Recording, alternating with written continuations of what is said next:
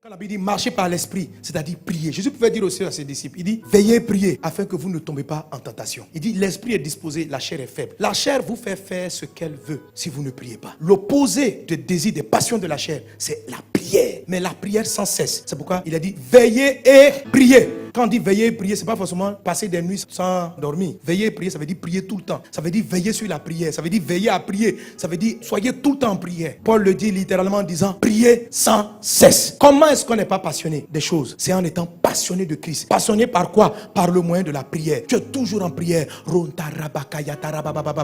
En Luc 21, je crois verset 36, Jésus dit ceci. Veillez donc et priez en tout temps. Cultivez la prière sans cesse. Quand tu dors, prie. Dans ton sommeil, prie. Quand les cauchemars arrivent, prie. Tu te réveilles le matin, prie. Avant de prendre ton petit déjeuner, prie. Au milieu du petit déjeuner, prie. À la fin du petit déjeuner, prie. Avec tes enfants, prie. Lève-toi, prie. Dans ta voiture, prie. Quand tu n'as pas envie de prier, prie. Quand tu as envie de prier, prie. Prie, prie. Alléluia, prie. En tout temps. On dit veillez, priez en tout temps. Saison de pluie, tu pries. Saison sèche, tu pries. Il prie seulement. Prie. La prière crée une atmosphère. Quand vous êtes sur un territoire, vous priez. Il n'y a plus de malédiction qui tient. La malédiction est suspendue. Parce que la prière est une zone que Dieu sécurise. Votre vie doit être une vie de prière. Jésus a dit, ma maison sera appelée une maison de prière.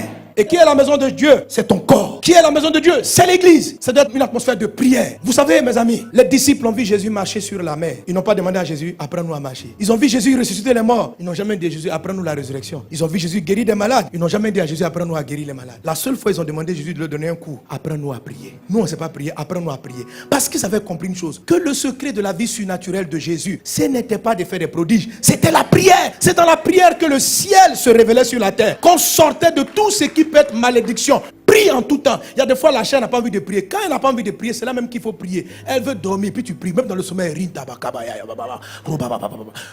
tu pries. Tu te réveilles, tu es en forme, tu pries. Tu as sommeil, tu pries. Prie. Prie. Ne justifie rien. Les disciples disent on a sommeil. Jésus dit je m'en fous. Priez. On dit mais nous on a sommeil. Laisse-nous dormir 30 minutes. On ne dort pas. Priez. Il dit mais comment on va faire? Il dit la chair est faible, l'esprit est disposé. Donc priez. Priez en langue. Priez en esprit. Prie. Dis à ton voisin prie. Tous les hommes spirituels, tous les gens de victoire prient. Et c'est la prière qui prend le temps, qui amène tous ceux qui sont dans votre entourage à être sous bénédiction. C'est comme ça que vous faites transiter la bénédiction qui est en eux. Quand vous priez, les gens qui travaillent avec vous, votre mari, si tu pries, la malédiction ne peut pas le toucher. Quelles que soient les réclamations de ses parents. Toi, ta maison est devenue une maison de prière. Lui, il a un problème dans sa vie. Ton chauffeur, tu pries dans les voitures que tu achètes. Tu pries dans ton magasin. C'est la chair qui va te dire, il ne faut pas prier, que les gens vont te prendre pour un fou. Quelle affaire de fou. Prie, sois fou même. Prie. Ta nouvelle boutique, tu ouvres, tu dis, les gars, on commence par la prière.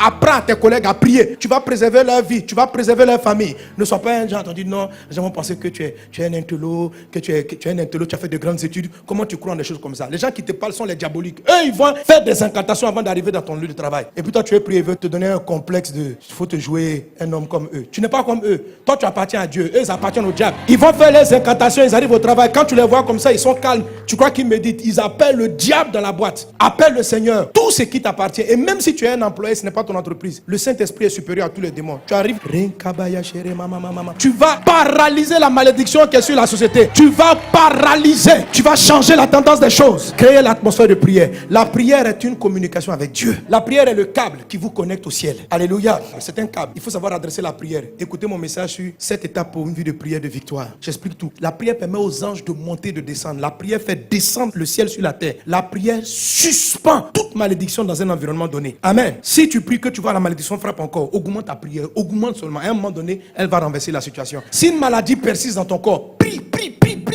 jusqu'à elle va partir. Prie. Pierre avait une réclamation. Jésus dit, j'ai prié pour toi. La réclamation va plus avoir son effet. Donc il a régné, il est revenu à Jésus. Satan n'a pas gagné. La prière a sorti l'apôtre Pierre d'une réclamation satanique. La prière va sauver vos collègues. La prière va sauver votre conjoint. La prière. C'est pourquoi le pire ennemi de la chair dans ta vie, c'est ta vie de prière. La chair n'aime pas la prière. Quand tu vas prier, elle va te combattre. Mais il faut prier. Il faut remplacer toutes tes passions par des heures de prière. Amen. Alléluia. Que Dieu vous bénisse abondamment. Que sa grâce soit avec toi.